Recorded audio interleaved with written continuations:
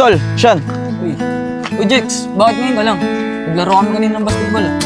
Wala tol eh. Dami kong ginawa sa bahay. O nga pala, kaya ako nagpunta dito. May nakita ka bang babae dito na mga ganito lang siya kalaki? Si ano? Si Angel. Yung taga doon. Nakita mo ba siyang pumunta dito? Hindi, Jex. Ay, Tol. Wala naman akong kilalang Angel na tumatambay dito. Saka wala naman akong kilalang Angel. Ganun ba? Siguro, hindi na naman siya nakalabas. O sige tol, alis na ako ah. Diyan ka na. Sana nandun si Jex. Sana pala kinuha ko contact number niya. Para alamin niya na pupunta ako dun. Oo nga pala, sabi niya malapit lang siya dito. Kaso nakakaya naman kung ako pa maghahanap kababae kong tao. Uy kuya, pwede magtanong? Uy Sean, ikaw pala yan. Kilala mo si Jex na lagi tumatambay dito? Oo, Angel. Kilala ko si Jex. Kaibigan ko yun eh. Bakit? Wala lang, gusto ko siyang puntahan dito kasi gusto ko siyang makita. Angel, kanina pa ako dito eh. Hindi naman nagpupunta si Jex. Ah, ganun ba? Akala ko naman nandito siya. Tumakas pa naman ako. Huwag kang mag-alala. Pag nakita ko si Jex, sasabihin ko sa kanya na punta ka dito. Ano ba yun? Angel, matagal ko na sanang gustong sabihin sa ito eh. Kaso, lagi kang busy sa school natin. Matagal mo nang gustong sabihin? Ano yun? Importante ba yun? Oo eh. Important ito. Gusto ko sanang maligaw sa'yo eh. Pwede ba? Ano? Manliligaw ka?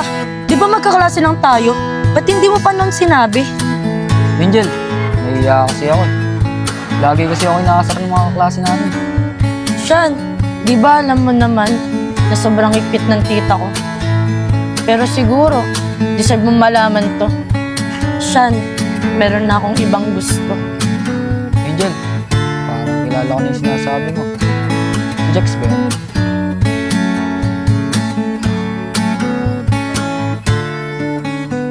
Oo, Sean.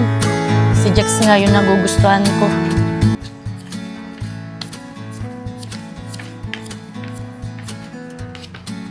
O, ito po, tita. 11,000 po yan, ah. Sige na, pamangkin. Diyan na kayo. Aalis muna si tita. May pagkain dyan. Ayain mo yung mga barkada mo.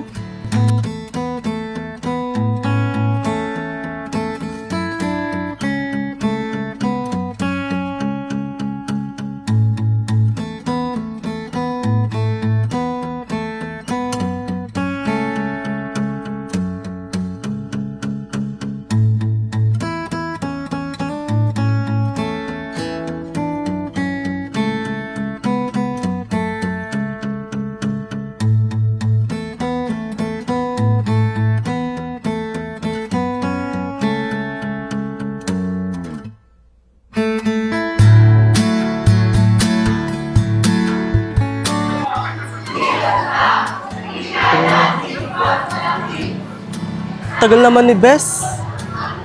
Nandyan pa kaya yun? Sabi niya, sunduin ko siya tapos iiwan niya ako. Teka nga, matawagan nga.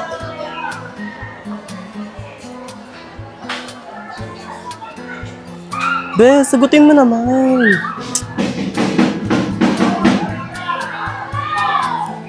Ay, sagutin ni Bes. Ay nako, nakakainis ka talaga, Bes. Makauwi na nga lang. Hi, Bes! Sorry, ah. Pinaglinis pa kasi ako ni Mami. Kaya huli ako pinalabas. Ay naku, loko ka talaga, Bes. Sabi mo before 12, pumunta na ako dito. Tignan mo, anong oras na, oh? 12:30. Ano ka ba naman? Maaga pa naman, eh. Maaga pa ba yan? Tignan mo, anong oras na, di pa ako kumakain, kakaantay sa'yo. Sorry na, huwag ka na magalit. Sige, ganito na lang. Sabay tayo kumain, libre ko. Tara, sige. Alam mo ba, Bes? Nai-stress na ako. Ang daming pinapagawa ni Mang. Tapos ang dami ko pang project.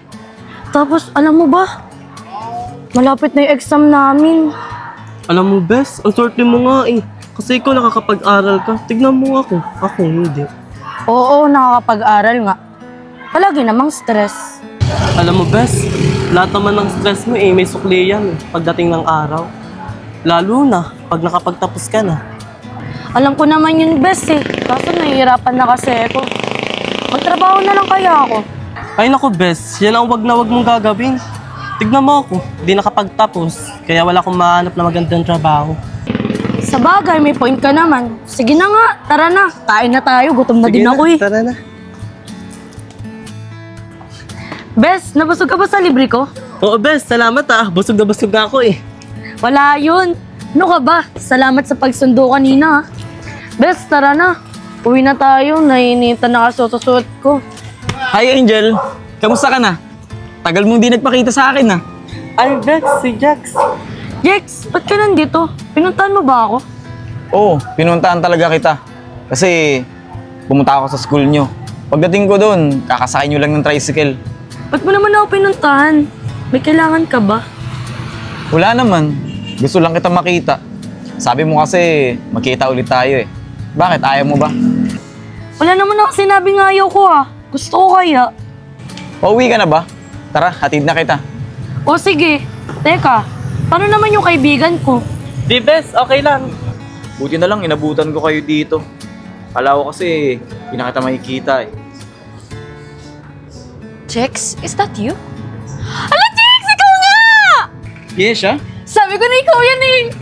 Luis, kita, ang dagal natin hindi nakita! Kamusta ka na? Aray ko, Bes. Naunahan ko pa ata. Yes, siya? Ikaw ba yan?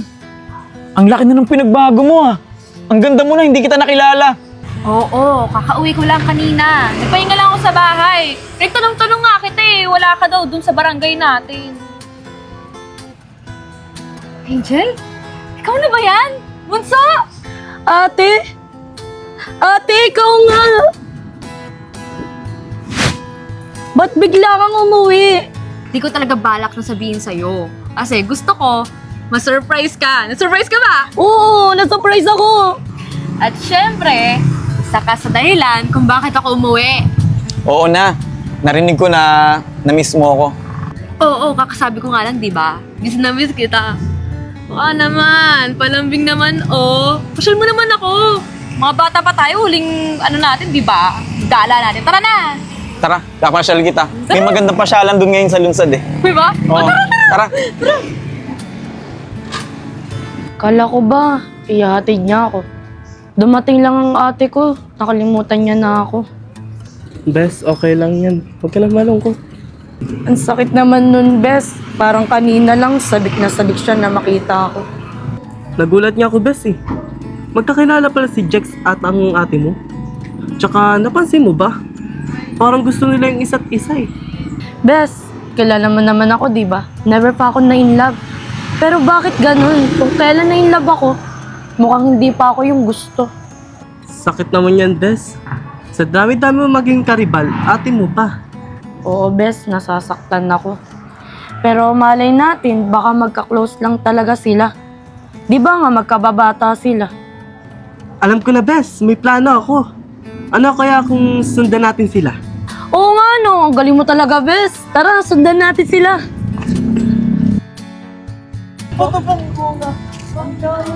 Ganda dito, no? Tara, dito tayo mo po.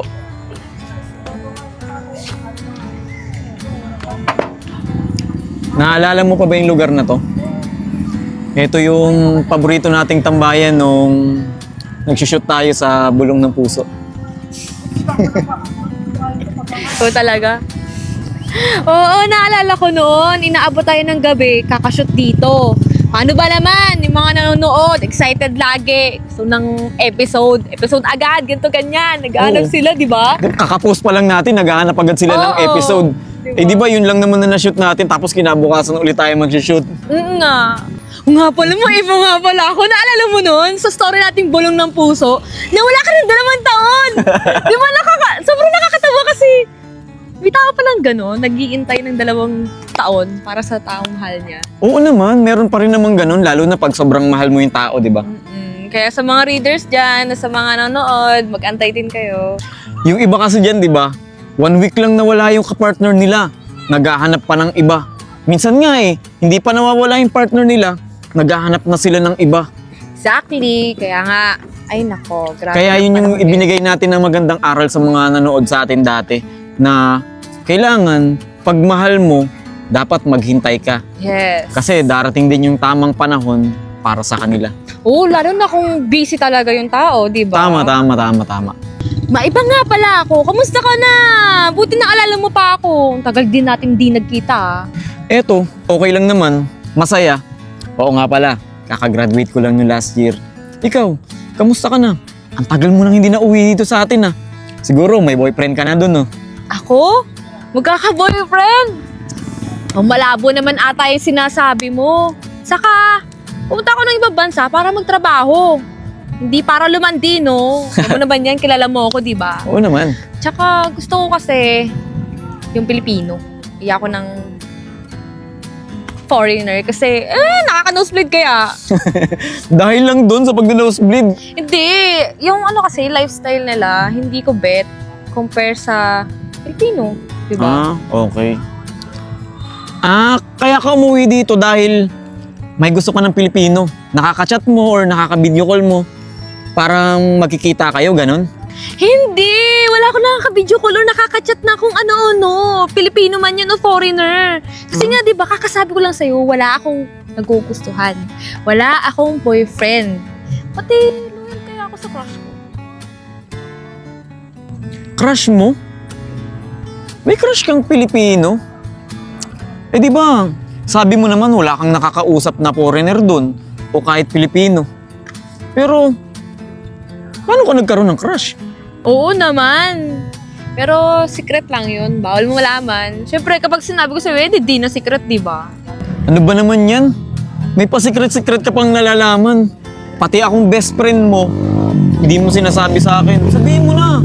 Ako lang naman tayo lang naman dalawa yung makakarinig Promise, hindi ko sasabihin sa iba. Basta, secret na yun. Kahit pa tayo lang dalawa na dito, no, iyak ko sabihin sa'yo. Ang tagal ko kayang tinago yun, tapos isang beses sasabihin ko lang sa'yo. Aba, di na't pagtatago yun. Daya mo naman. Sige na nga, bahala ka sa buhay mo. Secret-secret ka pang nalalaman. Tara, umuwi na tayo. Ihatid na kita sa inyo. Tara. Muulan na rin kasi. Kaya nga